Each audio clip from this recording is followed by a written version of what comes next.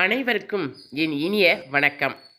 இன்னைக்கு வீடியோவில் வேலூரில் சாய்நாதபுரத்தில் ஏஎஸ்ஆர் மஹாலில் 3 நாட்கள் பன்னிரு திருமுறை மாநாடு மிகச் சிறப்பாக நடந்தேறியது.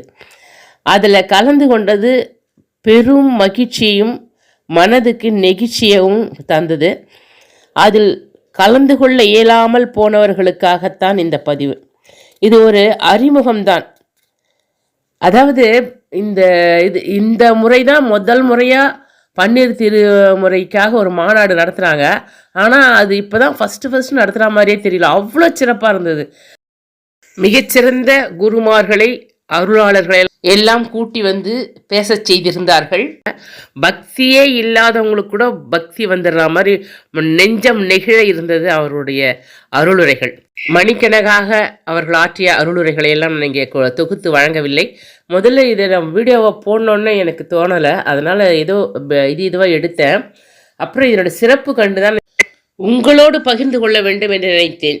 அடுத்த வருடமாவது நீங்கள்லாம் வந்து கலந்துக்கிட்டு இறைவனின் பேரருளை பெற வேண்டும் என்பதே என்னுடைய ஆவல்.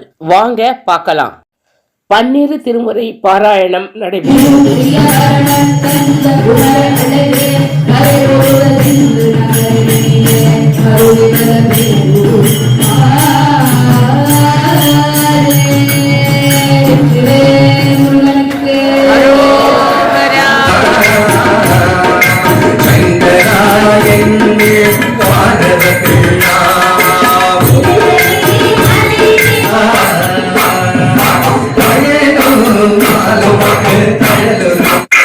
அடுத்ததாக திருநாவுக்கரசர் அப்பூதி அடிகள் வரலாறு குழந்தைகள் நடத்தி காட்டினார்கள்.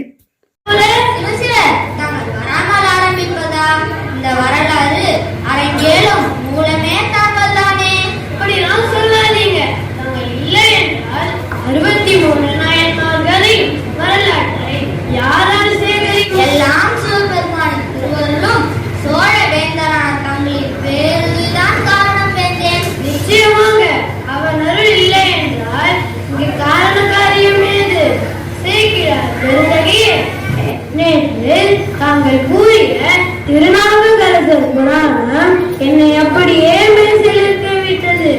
ஆமாம், இன்று யாருடைய புராணத்தை எழுதப் போகிறேன்? இன்றும் நாவுக்கரசர் புராணம் தான். ஆனால் நாவுக்கரசர் வாழ்வில் முக்கிய பங்கு வகித்த மற்றொரு நாயன்மாரான அப்பூதியடிகளை பற்றி. அப்பூதியடிகளா? அவர் யாரோ? கூறுகிறேன். அடுத்ததாக 5 வயது சிறுமியும் ஒரு 8-9 வயசு இருக்கும் அந்த சிறுவனும் பன்னிரு திருமுறை பாடல்களை பாடுகிறார்கள்.